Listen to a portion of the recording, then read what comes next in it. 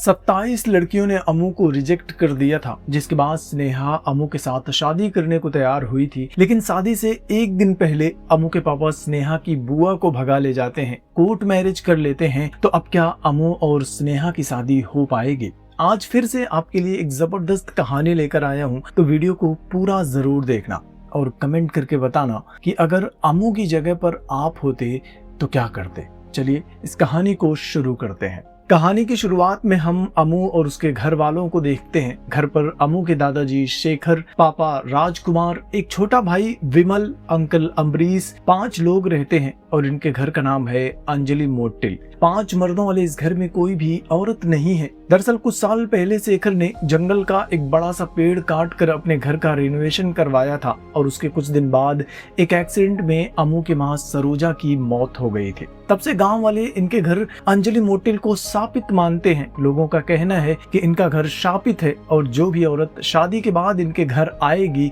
सरोजा की तरह उसकी भी मौत हो जाएगी। अमू का अंकल अम्बरीश केबल टीवी का बिजनेस करता है और अमू अपनी मां सरोजा के नाम से एक कैफे चलाता है। अमू कैफे में होता है तब बिमल उससे मिलने के लिए आता है। कॉलेज में प्रिंसिपल ने उसे सस्पेंड कर दिया था। डर के मारे बिमल घर पर पापा को नहीं बता पा रहा था, तो अमू को अपने साथ कॉलेज चलने के लिए कहते हैं। अगले दिन अमू कॉलेज जाता है तो पता चलता है कि बिमल ने एक जूनियर लड़की मिली के साथ रैगिंग की थी। उसका वीडियो शूट करके इंस्टाग्राम पर डाल दिया था, इसलिए उसे सस्पेंड किया गया है। और आज मिली की बड़ी बहन स्नेहा उसके साथ कॉलेज में आई थी। वो बहुत गुस्से में होती है, प्रिंसिपल के सामने विमल के खिलाफ पुलिस में कंप्लेंट करने की धमकी देती है, लेकिन अमू उससे माफी मांगता है और बात करके मामले को सुलझा देता है। इधर घर पर हम राजकुमार को देखते हैं। पिछले हफ्ते घर वाले अमू की शादी के लिए लड़की देखने गए थे, तो आज राजकुमार को लड़की वालों का कॉल आता है और वो लोग शादी से मना कर देते हैं। घर वाले अब तक अमू के लिए 27 लड़कियां देख चुके थे, लेकिन शापित वाली अफवाह सुनने के बाद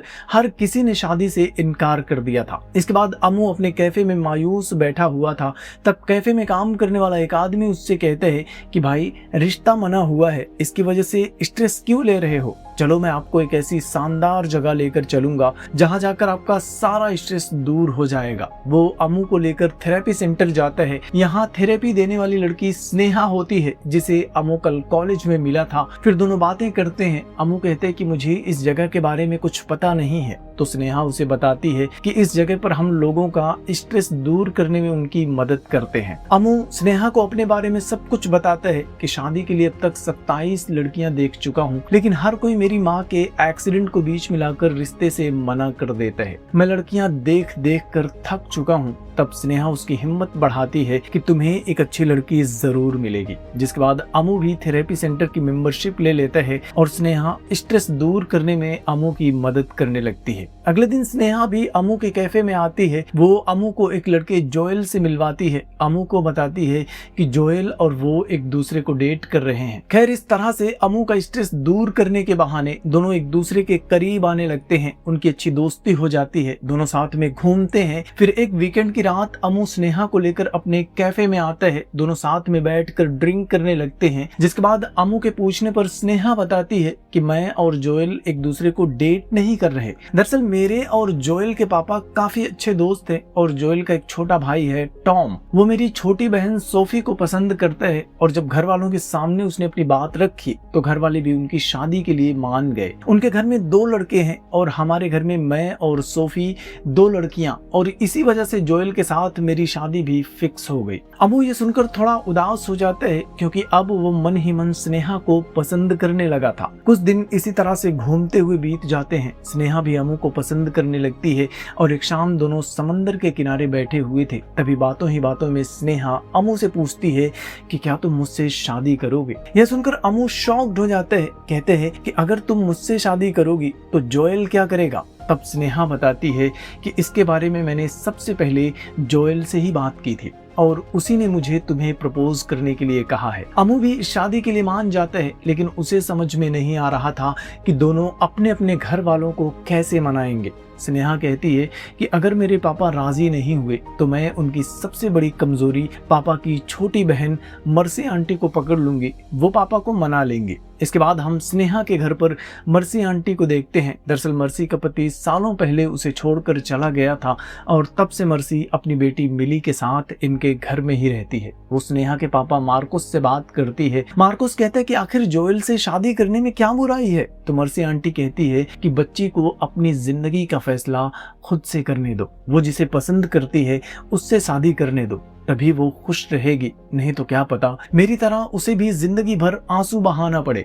आखिरकार मार्कोस भी शादी के लिए मान जाते हैं। वो स्नेहा से अमू और उसके परिवार को घर बुलाने के लिए कहते हैं ताकि शादी के लिए बात कर सके। इधर अमू भी अपने घर पर सबको स्नेहा के बारे में बता देता है और कुछ दिन बाद सब लोग स्नेहा के घर रिश्ते की बात करने के लिए जाते हैं। लेकिन जैसे ही विमल स्नेहा और मिली को देखते हैं उसकी हालत खराब हो जाती है। वो अपने भाई अमू से झगड़ा करने लगते हैं कि भाई इस लड़की से आप शादी कैसे कर सकते हो, मैं ये शादी नहीं होने दूंगा। लेकिन अमू उससे रिक्वेस्ट करते हैं कि भाई मेरे बारे में कुछ तो सोच यार, 27 लड़कियां मुझे रिजेक्ट कर चुकी हैं। खैर वो विमल को कन्विंस कर लेता है। सब लोग घर के अंदर जाते हैं। मार्कोस और राजकुमार दोनों रिश्ते की बात करते हैं। राजकुमार के पूछने पर मार्कोस उसे अपनी बहन मर्सी के बारे में बताते हैं कि घर वालों ने उसकी इच्छा जाने बिना ही उसकी शादी करवा दी थी। उसका पति 14 साल तक उसके साथ रहा और एक दिन उसे उसकी बेटी के साथ अकेला छोड़कर भाग गया। ये सुनकर राजकुमार भी थोड़ा उदास हो जाता है। खैर स्नेहा और अमू की शादी तय हो जाती है। घर आकर अमू कारपेंटर को कॉल करते हैं। एक स्टाइलिश और मजबूत डबल बेड बनाने का ऑर्डर देता है। दोनों परिवार में शादी की तैयारियां शुरू हो जाती हैं। सारे रिश्तेदारों को इनविटेशन कार्ड भेज दिया जाता है। अमू और स्नेहा दोनों बहुत खुश होते हैं। दिन भर बस फोन पर एक दूसरे से बातें करते रहते हैं और इस तरह से शादी का दिन एकदम करीब आ जाता है। अमू ब्यूटी पार्लर में होता है, तभी उसे स्नेहा का कॉल आता है। वो अमू को जल्दी से रजिस्ट्रार ऑफिस में बुलाती है। अमू तुरंत सारा काम छोड़कर रजिस्ट्रार ऑफिस में जाता है तो पता चलता है कि उसके पापा और स्नेहा की बुआ मर्सी ने शादी कर ली है। राजकुमार और मर्सी भी इन सबको देखकर शॉक्ड हो जाते हैं। इसी के साथ फ्लैशबैक में हम फिर से उसी दिन का सीन देखते हैं जब अमू की रिश्ते की बात करने के लिए सब लोग स्नेहा के घर गए थे। उस दिन वापस जाने से पहले राजकुमार वॉशरूम जाने के बहाने घर के अंदर जाता है, मर्सी से मिलता है, दोनों बात करते हैं और यहाँ हमें पता चलता है कि अपनी जवानी के दिनों में दोनों एक दूसरे से प्यार करते थे। पैसा कमाने के लिए राजकुमार विदेश चला गया था और इसी बीच में मर्सी के घर वालों ने उसकी शादी करवा दी थी। आज राजकुमार मर्सी से कहते हैं कि तुम्हें शादी से पहले थोड़ा इंतजार कर लेना चाहिए था। वो मर्सी को अपना फोन नंबर देकर वापस घर आ जाता है। इसके बाद जब दोनों परिवार शादी की तैयारी में बिजी थे तो राजकुमार और मर्सी दोनों सबकी नजरों से छुपकर मिलते हैं, साथ में घूमते हैं। राजकुमार इस बारे में अपने एक दोस्त से बात करते हैं। वो दोस्त राजकुमार को सलाह देते हैं कि तुम दोनों रजिस्टर्ड मैरिज कर लो और फिर अमू की शादी के बाद सही मौका देखकर सबको सच्चाई बता देना। इधर मर्सी ने भी अपनी बेटी मिली को सब कुछ बता दिया था और मिली भी उनकी शादी के लिए मान गई थी। अब प्रेजेंट में मार्कोस राजकुमार की गर्दन पकड़ लेता है। अमू उसे समझाने की कोशिश करता है कि अंकल यहाँ तमाशा करने की जरूरत नहीं है, घर चलकर आराम से बात करते हैं। लेकिन मार्कोस काफी गुस्से में था। वो अमू और उसके परिवार को गालियां देने लगते हैं। तभी अमरीश गुस्से में मार्कोस को एक लात मारता है और यहाँ से सारा मामला बिगड़ जाता है। अमू उसे उठाने के लिए जाता है तो स्नेहा गुस्से में उसे वहां से भगा देती है। कहती है कि आज के बाद मुझे अपनी शकल भी मत दिखाना। एक पल में ही उनके बीच का सारा प्यार खत्म हो जाता है और स्नेहा अपने पापा को लेकर वहां से चली जाती है। राजकुमार मर्सी और मिली को लेकर घर आ जाते हैं।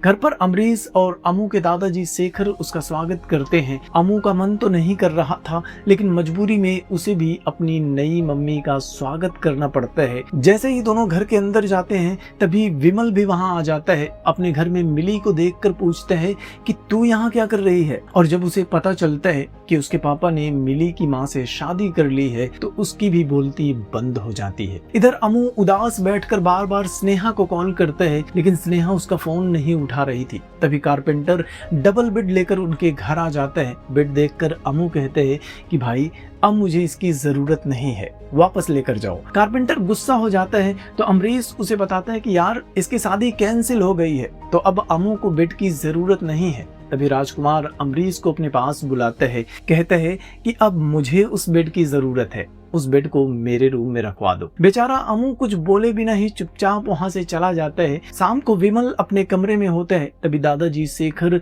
मिली को लेकर विमल के कमरे में आते हैं। उसे कमरे के बाहर हॉल में सोने के लिए भेज देते हैं। कहते हैं कि आज के बाद से ये कमरा मिली का है। विमल भी इरिटेट हो जाता है, लेकिन दादाजी के सामने कुछ बोल नहीं पाता। अगली सुबह विमल कॉलेज जाने लगता है तो मिली कहती है कि अब तो तुम मेरे भाई हो, मुझे भी अपने साथ ले चलो। लेकिन विमल मना कर देता है तो राजकुमार कहता है कि उसे अपने साथ लेकर जाओ। मजबूरी में उसे मिली को अपने साथ लेकर कॉलेज जाना पड़ता है। 2 महीने ऐसे ही बीत जाते हैं और इन 2 महीनों में अमू बार बार स्नेहा को मनाने की कोशिश करते हैं, लेकिन स्नेहा उसकी कोई भी बात सुनने को तैयार ही नहीं थी। वो अमू से कहती है कि अब हमारे रिश्ते का फैसला मेरे पापा ही करेंगे। जिसके बाद अमू मार्कुस से मिलने के लिए उसके घर जाता है तो मार्कुस कहते हैं कि मैं अपनी बेटी की खुशी की खातिर इस शादी के लिए तैयार हूँ, लेकिन मेरी 2 शर्त है।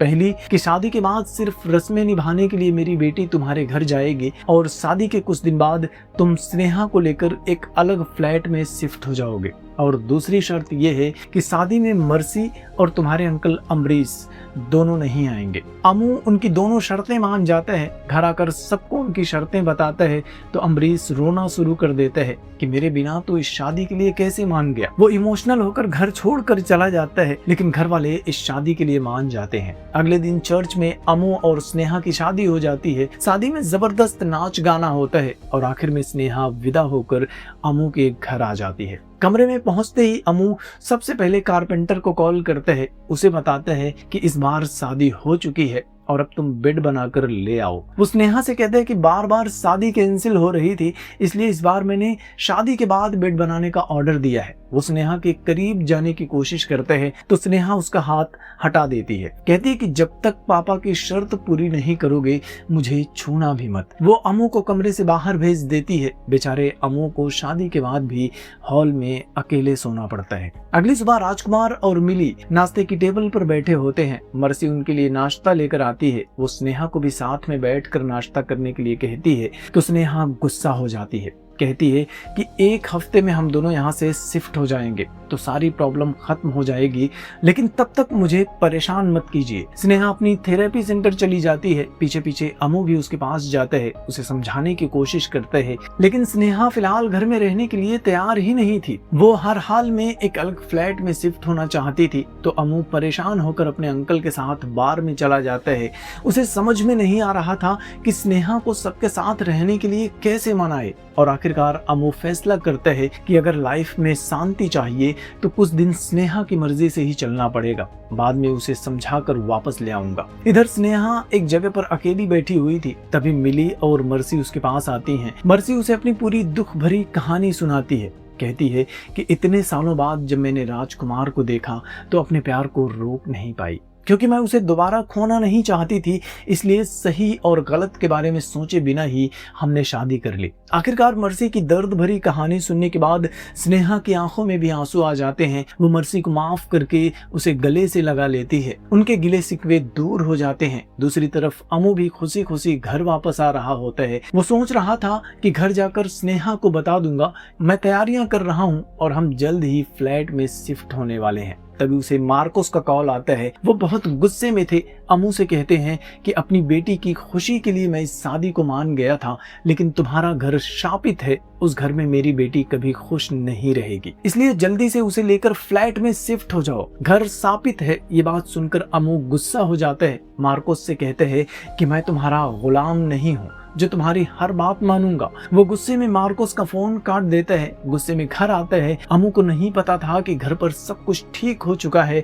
वो गुस्से में स्नेहा से कहते हैं कि अपने पापा को समझा दो कि मैं उनका गुलाम नहीं हूँ, मेरी जिंदगी का फैसला मैं खुद करूंगा, मेरा घर शापित नहीं है। उसे गुस्से में देखकर स्नेहा कहती है कि तुम्हारा घर औरतों के लिए नहीं, तुम मर्दों के लिए शापित है। यह सुनकर अमू गुस्से में लाल हो जाता है। वो स्नेहा को खींचकर एक थप्पड़ मारता है और वहां से चला जाता है। थोड़ी देर बाद अमू का गुस्सा शांत होता है तो उसे भी समझ में आ जाता है कि उसने बहुत बड़ी गलती कर दी है, उसे ऐसा नहीं करना चाहिए था। वो घर वापस आता है तो मिली उसे बताती है कि स्नेहा घर छोड़कर चली गई है। ये सुनकर अमू मायूस हो जाता है। मर्सी और अपने पापा से कहते हैं कि ये सब कुछ आप दोनों की वजह से हुआ है। आपको अपना प्यार मिल गया, लेकिन मेरी तकलीफ को कोई समझना ही नहीं चाहता। और जब मैं सब कुछ ठीक करने की कोशिश करता हूँ, कुछ ना कुछ गड़बड़ हो ही जाती है। वो रोते हुए वहां से चला जाता है। दिन ऐसे ही बीतने लगते हैं। बिना औरतों के खुश रहने वाला परिवार औरतों के आते ही दुखों के बोझ तले दब जाता है। हर कोई मायूस रहने लगता है। फिर एक शाम राजकुमार अमू के पास जाता है, उसे अपने और मर्सी के बारे में सब कुछ बताता है। कहता है कि जब मर्सी मेरी जिंदगी में थी तो मेरे पास कुछ नहीं था और मैंने पैसे कमाने के चक्कर में उसे खो दिया, लेकिन जब मेरे पास सब कुछ था तो मर्सी नहीं थी। हम दोनों ने अपनी लाइफ में बहुत कुछ झेला है, लेकिन किस्मत ने हमें फिर से साथ रहने का मौका दिया है। तो क्या तुम मुझे माफ नहीं करोगे? अपने पापा की बातें सुनने के बाद अमू भी इमोशनल हो जाता है। राजकुमार कहते हैं कि सब कुछ भूल जाओ, कल हम दोनों मार्कोस के घर चलते हैं और स्नेहा को मनाकर वापस ले आते हैं। लेकिन अगले दिन एक और नया तमाशा खड़ा हो जाता है। अगले दिन मर्सी बेहोश हो जाती है। घर वाले उसे लेकर हॉस्पिटल जाते हैं, जहां डॉक्टर जांच करने के बाद घर वालों को बताती है कि मर्सी प्रेग्नेंट है। ये सुनकर सब लोग खुश हो जाते हैं। थोड़ी देर में मार्कोस, स्नेहा और सोफी भी वहां आते हैं और खुशखबरी सुनकर वो भी खुश हो जाते हैं। राजकुमार उसे अपने हाथों से लड्डू खिलाते हैं, जिसके बाद मार्कोस राजकुमार से कहते हैं कि अगले हफ्ते मेरी छोटी बेटी सोफी की शादी है, तो मैं कुछ दिनों के लिए मर्सी को अपने घर ले जाना चाहता हूँ। राजकुमार भी इसके लिए तैयार हो जाते हैं, जिसके बाद मार्कोस अमू से कहते हैं कि एक बार सोफी की शादी हो जाने दो, फिर स्नेहा से बात करके तुम्हारा मामला भी फिट करवा दूंगा। अमू ये सुनकर खुश हो जाता है। उसे लगता है कि अब शायद सब कुछ ठीक हो जाएगा, लेकिन ये उसकी सबसे बड़ी गलतफहमी थी, क्योंकि सोफी कैफे में उससे मिलने के लिए आती है और बताती है कि पापा अगले हफ्ते मेरी और टॉम की शादी करवाना चाहते हैं, लेकिन मैं टॉम से शादी नहीं करना चाहती, क्योंकि मैं टॉम से नहीं उसके बड़े भाई जोएल से प्यार करती हूँ। ये सुनकर अमू शॉक्ड हो जाता है। वो मामले को सुलझाने के लिए जोएल के पास जाता है, तो जोएल कहता है कि मैं सोफी से प्यार करता हूँ, लेकिन फिलहाल हालात ऐसे हैं कि मैं घर पर बता नहीं पाऊंगा। अमू कहते हैं कि तुम दोनों में अपने घर सच्चाई बताने की हिम्मत नहीं है, तो मैं क्या कर सकता हूँ? सोफी कहती है कि हम दोनों बचपन से एक दूसरे से प्यार करते हैं, अगर आपने मेरी शादी नहीं रुकवाई तो मैं अपनी जान दे दूंगी। अमू के पास कोई दूसरा ऑप्शन नहीं था। वो अपने अंकल अमरीश के पास जाता है, सोफी की शादी रुकवाने में मदद करने के लिए कहता है, तो अमरीश भी हैरान हो जाता है। कहता है कि पहले मार्कोस स्नेहा की शादी जोएल से करवाना चाहता था, लेकिन तेरी वजह से वो शादी टूट गई। बेटी की खुशी के लिए वो तुम दोनों की शादी के लिए मान गया, तो शादी के एक दिन पहले तेरे बाप ने उसकी बहन को भगाकर उसके साथ शादी कर ली। फिर भी मार्कोस ने स्नेहा की खुशी के लिए उसकी शादी तुझसे करवा दी, तो तूने उसे थप्पड़ मार दिया और वो घर छोड़कर चली गई। और अब जब सब कुछ ठीक हो रहा है तो तू उसकी छोटी बेटी की शादी तुड़वाना चाहता है। अरे उस बुढ़े की जान लेगा क्या? अब अमू को समझ में नहीं आ रहा था कि वो इस शादी को कैसे रुकवाएगा। तभी उसे मार्कोस का भी कॉल आता है। वो कहते हैं कि बेटा तुम घर के बड़े दामाद हो, शादी की सारी तैयारियां तुम्हें ही करनी होगी। अमू जिस शादी को रुकवाने की तैयारी कर रहा था, उसे उसी शादी की तैयारी भी करनी थी। वो बुरी तरह से फंस चुका था। आखिरकार वो संगीत वाली रात टॉम से मिलता है, उसे बताता है कि सोफी जोएल से प्यार करती है, लेकिन दोनों फिलहाल घर वालों को सच्चाई नहीं बता पा रहे हैं, तो तुम इस शादी से इनकार कर दो। लेकिन टॉम कहते हैं कि अगर ऐसी बात है तो उनसे कहो कि वो खुद आकर मुझसे बात करें, अगर नहीं करेंगे तो कल चर्च में मैं सोफी से शादी कर लूंगा। अमू को अब समझ में नहीं आ रहा था कि वो क्या करे, लेकिन तभी टॉम स्टेज पर जाता है और माइक पर सबके सामने अनाउंस कर देता है कि अमू ने मुझसे कहा है कि सोफी किसी और से प्यार करती है। मुझे शादी से पहले सच जानना है ताकि बाद में कोई प्रॉब्लम ना हो। यह सुनते ही डर के मारे सोफी बेहोश हो जाती है। सब लोग अमू के ऊपर गुस्सा हो जाते हैं। मार्कोस कहते हैं कि आखिर मैंने तेरा क्या बिगाड़ा है जो तू मेरी हर खुशी में प्रॉब्लम बनकर खड़ा हो जाता है। राजकुमार भी उसे थप्पड़ मारता है, पूछता है कि आखिर तू इस शादी को रोकना क्यों चाहता है, क्यों उसके बारे में झूठी अफवाह फैलाकर उसकी जिंदगी बर्बाद कर रहा है। सब लोग अमू को बुरा भला बोल रहे होते हैं। तब आखिरकार जोएल बीच में आकर उन्हें रोक देता है, फिर सबको सच बताता है कि मैं और सोफी दोनों एक दूसरे से प्यार करते हैं, लेकिन सच बताने की हिम्मत नहीं थी, इसलिए हमने अमू का सहारा लिया। टॉम भी अपने भाई और सोफी की खुशी के लिए शादी से मना कर देता है। आखिर में अमू स्नेहा से कहते हैं कि सोफी को मैं भी अपनी बहन मानता हूँ। वो मुझसे कह रही थी कि अगर ये शादी हो गई तो मैं मर जाऊंगी, तो क्या मैं उसे मरने देता? मैंने ये सब कुछ सोफी की खुशी के लिए किया है। आखिरकार सबकी गलतफहमी दूर हो जाती है, सारी प्रॉब्लम खत्म हो जाती है, सोफी और जोएल की शादी करवा दी जाती है और स्नेहा भी अमू के साथ अपने घर अंजलि मोटेल वापस आ जाती है। आखिर में हम कारपेंटर को देखते हैं। फाइनली वो अमू के लिए एक स्टाइलिश डबल बेड बनाकर लाता है। अमू उसे अपने बेडरूम में रखवा देता है और इस तरह से ये फिल्म खत्म हो जाती है। तो फिल्म की कहानी आपको कैसी लगी कमेंट में जरूर बताना। वीडियो अच्छा लगा हो तो लाइक कर देना, शेयर कर देना और चैनल को भी सब्सक्राइब कर लेना। जल्दी मिलूंगा आपसे एक और नई वीडियो के साथ, तब तक के लिए थैंक यू।